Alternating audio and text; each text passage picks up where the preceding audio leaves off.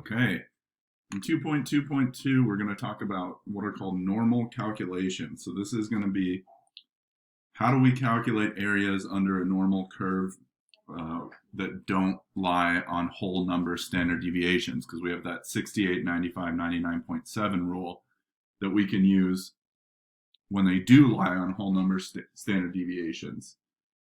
But that's most of the time not going to be the case. So let's see.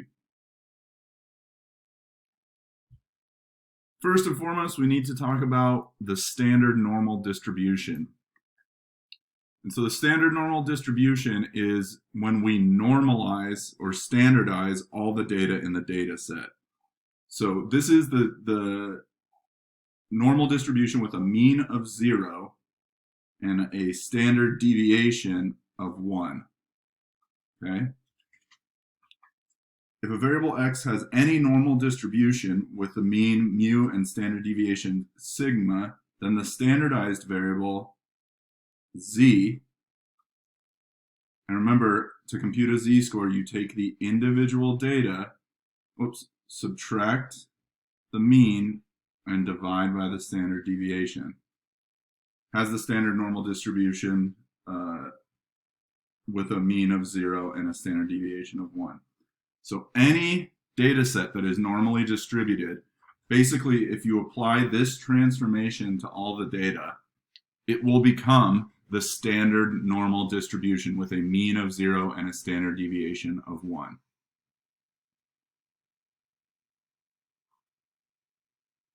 The standard normal table, this is what they give you on the AP exam. It's a table that gives you areas under the curve that are less than the z-score that you look up. And I'm going to show you how to use it right now. So they're kind of showing you in this graphic, but let's say we want to find the proportion of observations where the z-score is less than 0.81. You start out in the first column looking up your z-score to the nearest tenth. So we would look at, 0.08, and then you find the column that has the correct hundredths place that you're looking for. So we're looking for 0.81, and where that column and that row intersect, that is the area under that curve that is less than that z-score. So I'll show you what the actual table looks like. They updated it last year for you.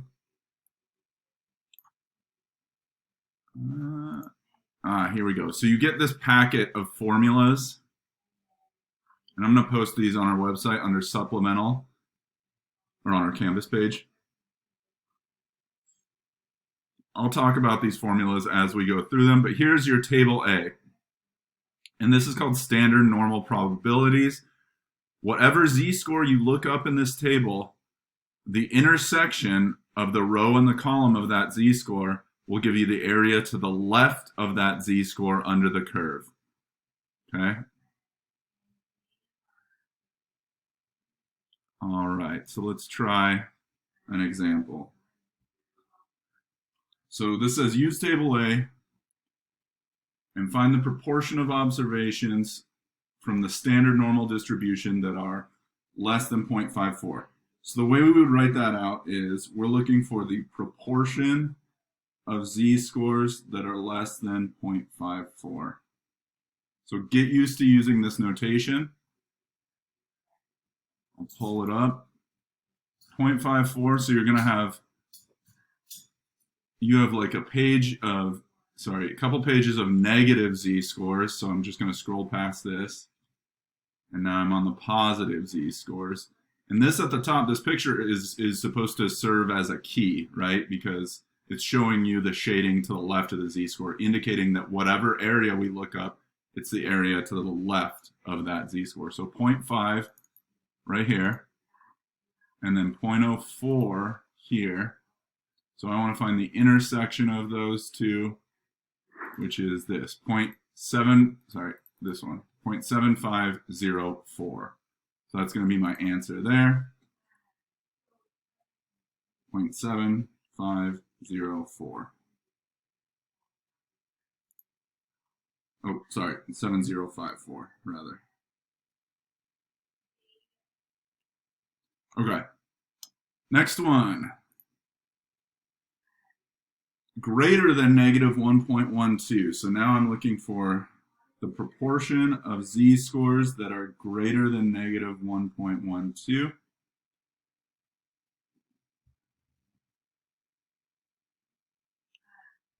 So this is where it's important to understand that the table only reports areas to the left of the z-score you look up.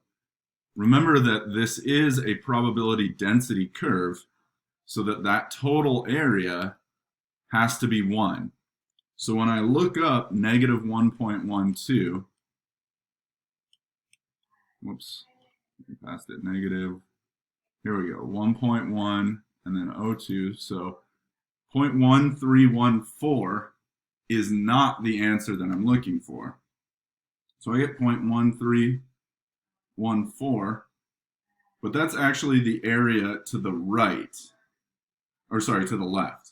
So let me kind of sketch out what I'm talking about here.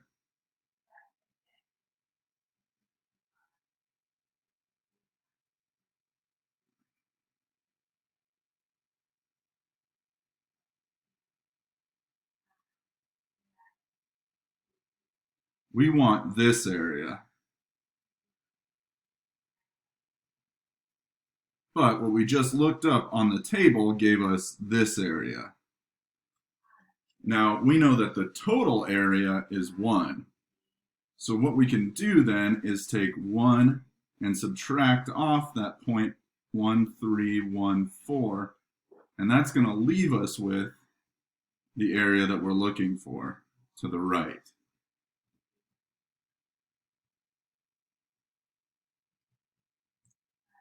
And that gets me 0.8686.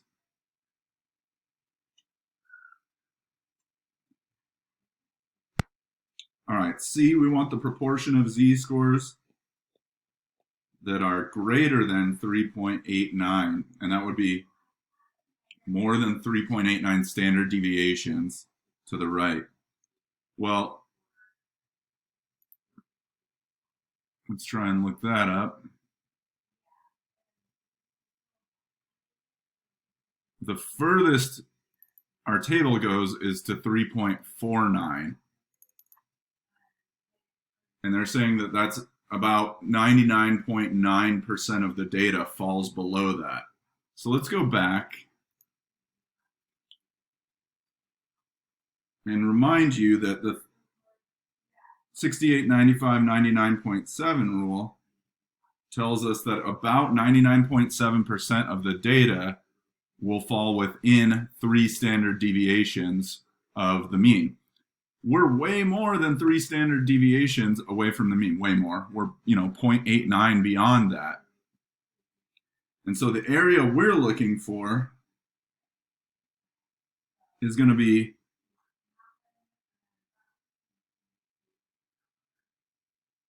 way over here. Let's say that's 3.89. It's going to be way over here. And the normal curve is asymptotic, meaning it approaches the horizontal. It's going to approach 0 as we go. So the point of this is, when we looked it up in our table, the biggest z-score they had was 3.49, and it reported that that was 0.9998. And that was for, again, 3.49. Ours is 3.89.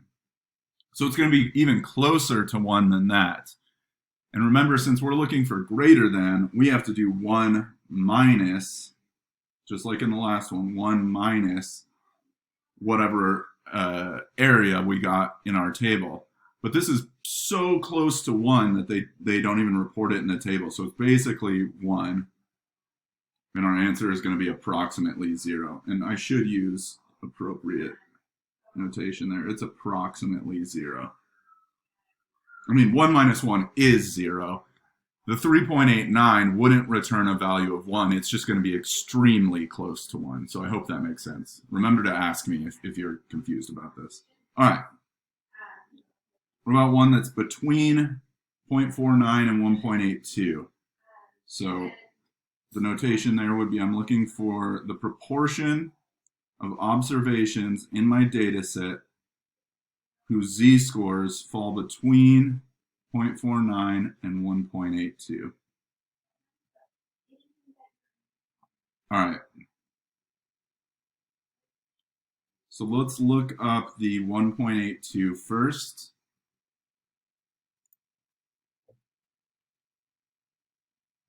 All right, there's 1.8 and 0.2.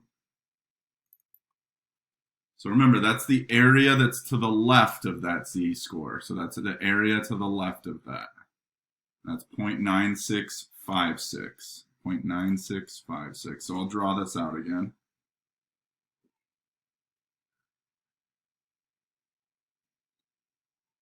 We had 1.82. Remember, the mean is 0, so 1.82 is going to be like right here. And what we're saying is that all that area is what was it, 9656? Oh, whoops. I think it was, no, that's not what I'm looking for. Yeah, 9656. And then we're going to look up the other z-score, which is 0.49. So here's 0.4 and then 9. So that's 0.678. 0.6879. 0.6879. So 0.49 is like here. What we're saying is that this area is 0.6879. But remember, what we're looking for is the area in between them. So all I'm going to do is take the red area, subtract off the green area, 0.9656 minus 0.6879, and that should leave me with the area in between.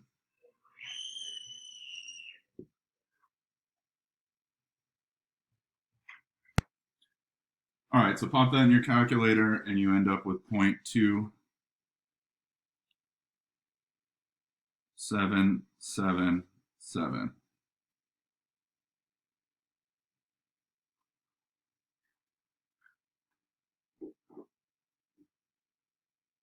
Which is our answer. That's that area in between 0.49 and 1.82.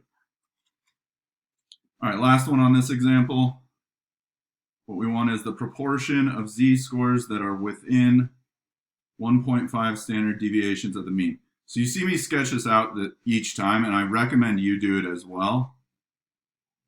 It really helps to give yourself a visual of what you're looking for. So remember, on this one, we're working with the standard normal distribution that has a mean of 0 and a standard deviation of 1. So we're looking for the area within 1.5 standard deviations of the mean. So that wording is indicating 1.5 to either side.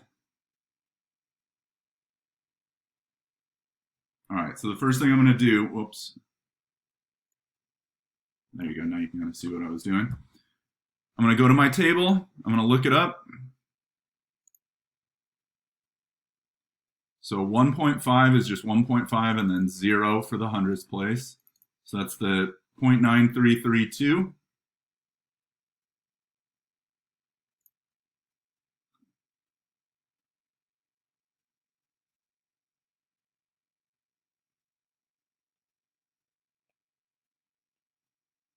And remember that the area I just found was all of this all the way to the left of positive 1.5. So now all I need to do is find the area to the left of negative 1.5 and subtract that off, and that leaves me with the area in between the two. I also did not write my notation, so I want the proportion that are in between of z-scores that are in between negative 1.5 and positive 1.5.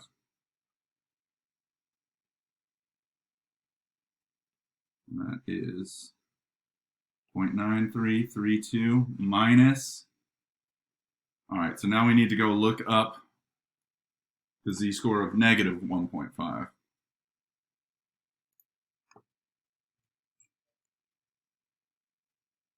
So negative 1.0. Oh, that's not what I want. Negative 1.5. And then 0 for the, so that's 0.0668. So minus 0.0668. That goes into the calculator.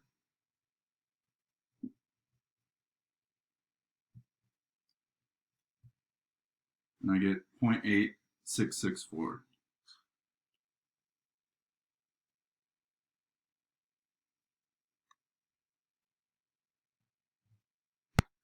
All right, so takeaways here, get used to using, this is what's called probability notation, because these actually are probabilities that we're computing, but I'll give you more context for that later. For now, you can think of the P as meaning the proportion of, and then the inside being z-scores that are, for example, less than 0.54. But we really need to get good with that notation. We're going to use the table a different way now. Distribution of test scores is approximately normal, and Joe scores in the 85th percentile. How many standard deviations above the mean did he score? The thing that they're describing right there is a z-score, right? A z-score is just the number of standard deviations above or below the mean. Now, the standard normal distribution is a distribution of z-scores, right? And it has a mean of 0 and a standard deviation of 1. So the information that they've given us, remember what a percentile is. It's the percent of the data that falls below that certain datum. So what they're saying is,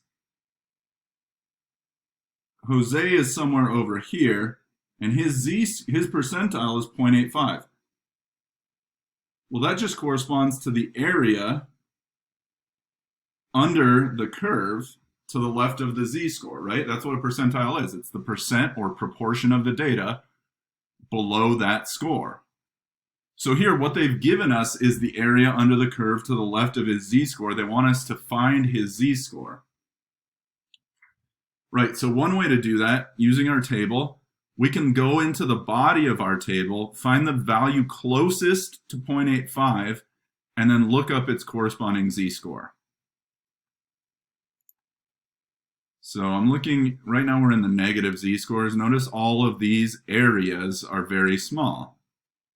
That's because we're below the mean, right? So it's all going to be less than 50%. All right, so now I get into here, and I get some larger areas. And they kind of increase as you go diagonal from left to right, top to bottom. And what we're looking is for the closest one to 0.85 that we can find. And so I start seeing some 0.85s here, but I want the closest to 0.850. All right, so this is only 0.08 away from what we're looking for. Next one over is 0.15 away, so we're going to use this one. All right, so what we want is that corresponding z-score, which is 1.0, scroll up, 1.04. So what we're saying is that Jose must be 1.04 standard deviations above the mean if his percentile is 0.85.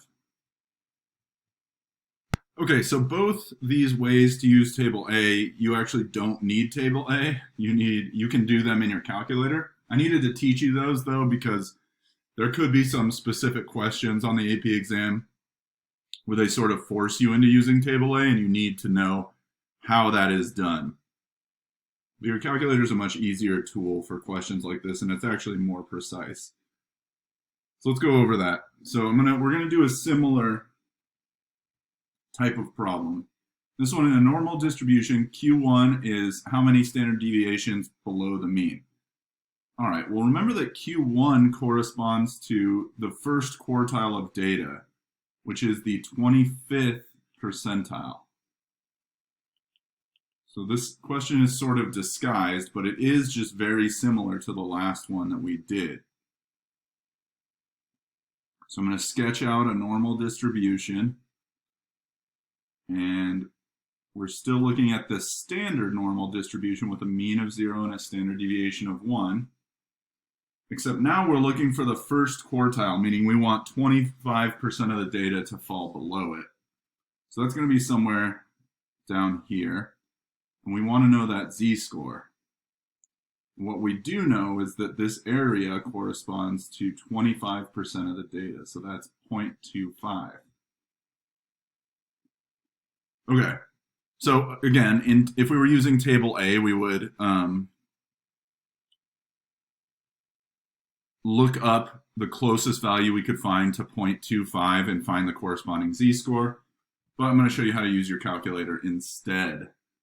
So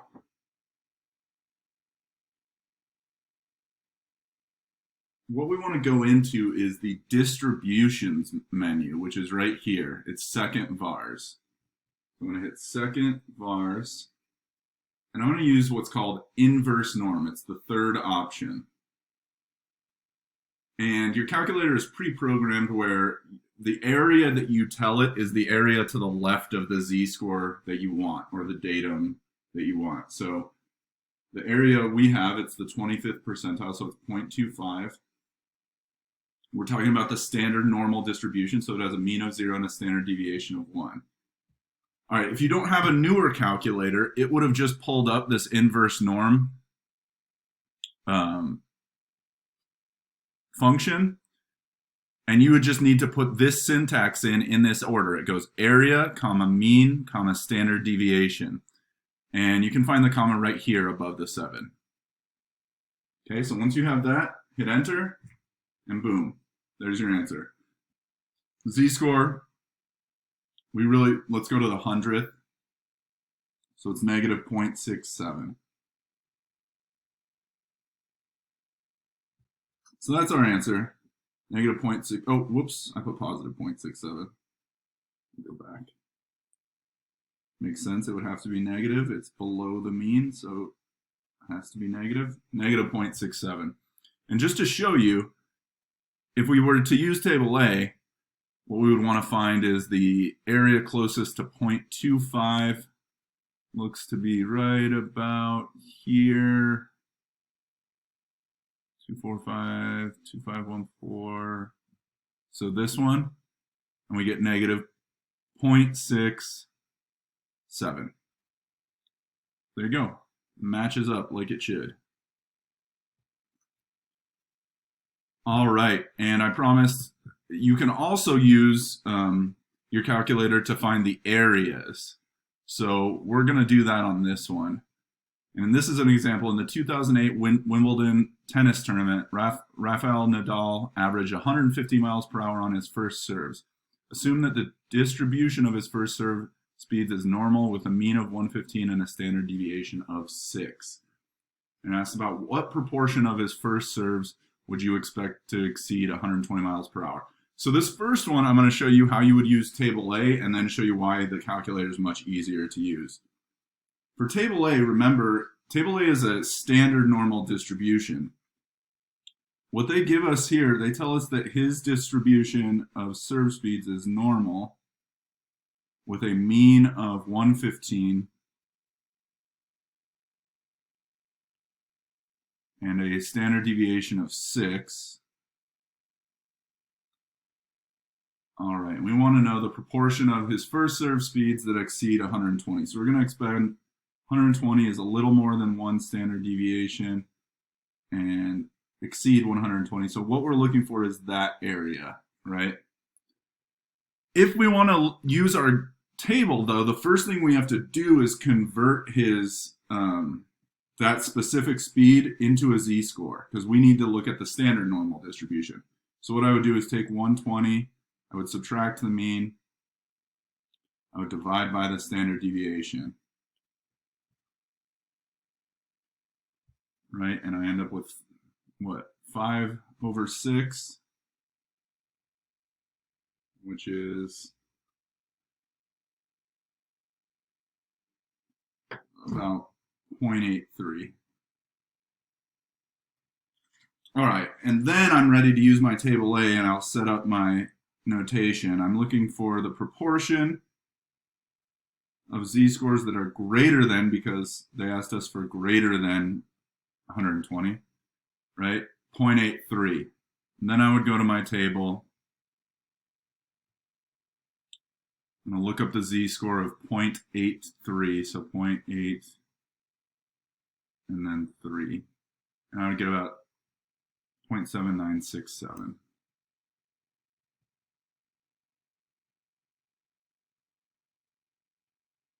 Great. So it's not too bad, but there's this extra step where you have to hand calculate the z-score before you can use table A. In your calculator, you don't have to do the z-score. It'll automatically deal with that for you. So if we were using a calculator, I would go, okay, let's let the variable x, that's going to represent his serving speed, right? And so what I'm looking for in equivalent notation is the probability that x is greater than 120. So the probability that his serving speed is greater than 120, right? So now let's take to the calculator. I'm going to show you another function. It's going to be in that same menu. Hold on, I'm trying to get my calculator linked up with it. There it goes. So it's going to be in the same distribution menu here, which is second vars. But what it's going to be is the second option, Normalcdf. That stands for Normal Cumulative Distribution Function. And what you have to give it is the lower boundary, the upper boundary, the mean, and the standard deviation. So since we're looking for the probability that his serve speed is greater than 120, our lower boundary is 120.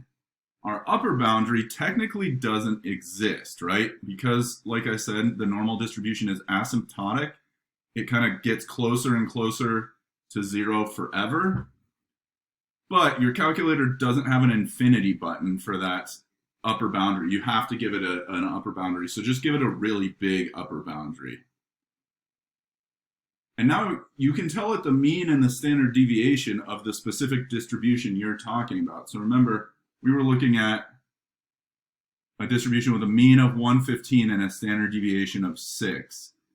And that's what allows the calculator to sort of take care of that z-score step for you. Once you tell it that, it's just doing all that like calculation on its own.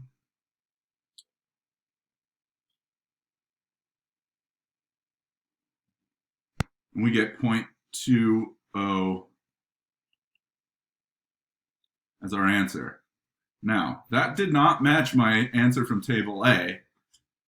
And the reason is, remember that we are looking for the proportion of z-scores that are greater than 0.83, and that in our table, it always gives us the proportion that are less than whatever the z-score we look up is. So what I failed to do, and we're going to correct right now, is take 1 minus that 0.7967,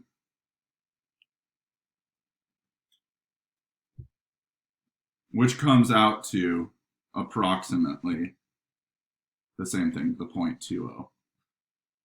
All right, so a little bit easier to use your calculator. I'm going to give you some more practice here on those. What percent of Rafael Nadal's first serves are between 100 and 110? So in this case, I'll use the notation with x, where I say what proportion of x are between 100 and 110. We'll jump to the calculator. We'll go back to that distribution menu, Normalcdf.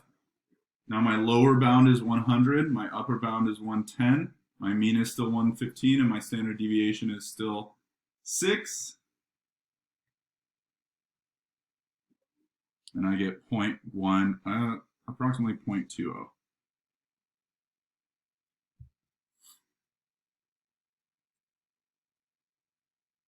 All right, the fastest 30% of Nadal's first serves goes at least what speed?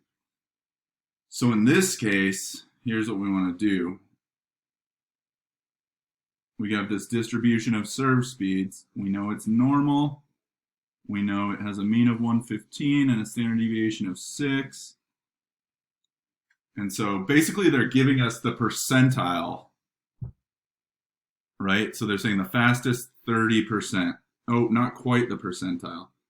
So the fastest 30% would correspond to the area up here that's 0.3, which means that the area below that, the actual percentile, is 0.7, right? Because the total area under the curve has to be 1.0.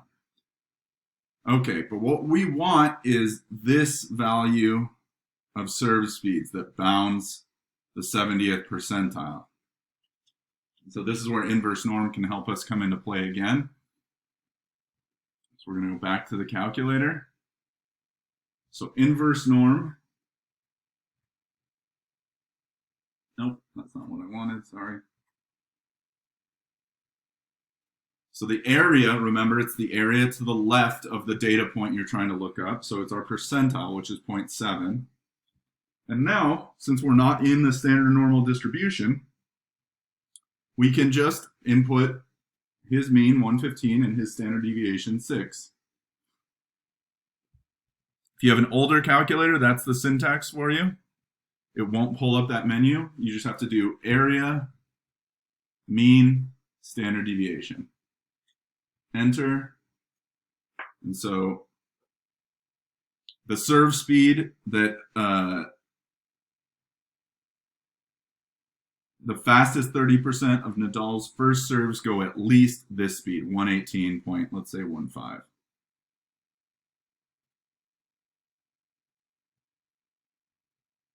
So x equals 118.15, and that's miles per hour. Ooh, what is the IQR for the distribution of Nadal's first serve speed? So remember how you compute IQR. IQR equals Q3 minus Q1. Let's think of those in terms of percentile. Q3 is the 75th percentile. Q1 is the 25th percentile. All right, so if we want to find his 75th and his 25th, let's start with, again, it's a normal distribution with a mean of 115 and a standard deviation of 6. The 75th percentile, that's what we need, is that data piece where 75% of the data falls below it. So that area is 0.75. So we want to, again, use inverse norm.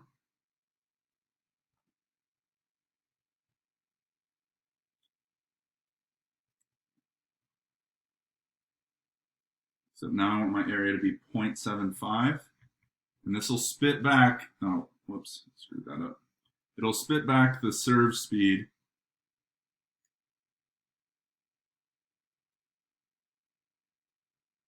.75 that is higher than 75% of his serve speeds. All right, so that's 119.05.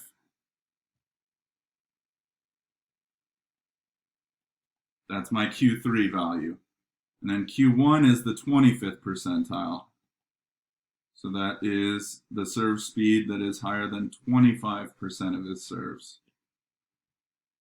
All right, so now we're going to go in. Again, inverse norm. We're going to change this to 0.25. Whoops.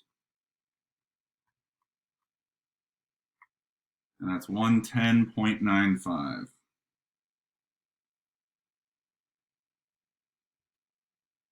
All right, and then remember that the IQR is Q3 minus Q1, so that's what, 119.05 miles per hour minus 110.95 miles per hour.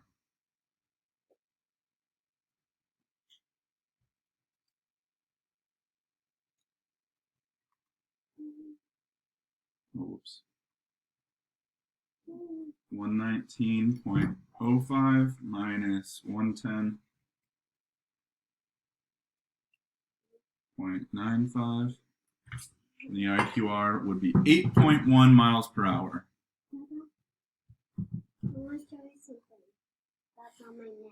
Hold on. All right, 8.1 miles per hour is our final answer there. So that's a lot. All right, a different player has a standard deviation of 8 miles per hour on his first serves, and 20% of his serves go less than 100 miles per hour. If the distribution of its serve speeds is approximately normal, what is his average first serve speed? So this is a good example of a type of question that can kind of force you to use table A. So let's sketch out the situation to get a hold of it. All right, what we do know is that it's normal. We don't know his average, his mean serve speed. We know his standard deviation is 8. And we know that 20% of his serves go less than 100 miles per hour. So less than 100 miles per hour. What they're giving us there is the percentile for a certain serve speed.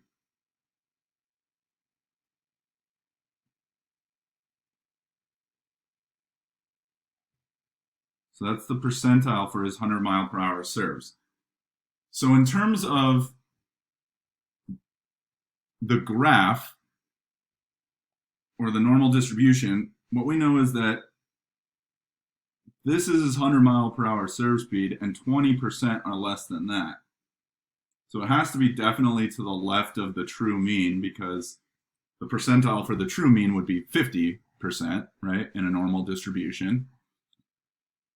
Okay, so it is at this point, what we could do, knowing that this is normal, is find the corresponding z-score for that 100 mile per hour serve. Actually, you don't need to use table A for this. You can use your calculator and just inverse norm. But what we do know is that there is a corresponding z-score where to the left of that z-score, in the standard normal distribution, we have an area of 0.2, right? So if we want to use our calculator to find that z-score, we would go back to inverse norm. We're going to go 0.2 for the area. Since we're looking for a z-score, we want to be talking about the standard normal distribution. That's the distribution of z-scores with a mean of 0 and a standard deviation of 1. And so the z-score is negative 0.84. Okay. So the corresponding z-score is negative 0.84. Now, if we think about what the z-score formula tells us, it is that z is an individual datum minus the mean divided by the standard deviation. So this is where they're getting a little tricky. They're going to make you do a little algebra. What about that can we fill in? Well, we know that the z-score for the datum of 100 is negative 0.84. We also know the standard deviation is 8. And now we just have an equation that involves one unknown, and we can solve for that unknown. So to do that, you're going to multiply both sides by 8. We're going to get 8 times negative 0.84 equals 100 minus the mean.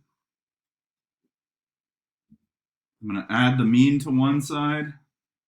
I'm going to subtract the 8 times negative 0.84 to the other.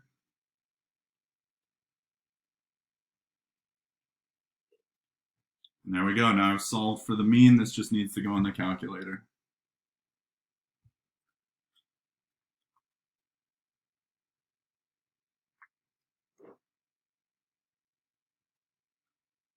All right. The mean is 106.72 miles per hour. And all you want to do is kind of a check for sanity at the end of this, where you make sure, does that make sense with everything that we have written down? Well, 100 is below that. So yeah, that makes sense with 106.72 here. Perfect. Check for sanity checks out.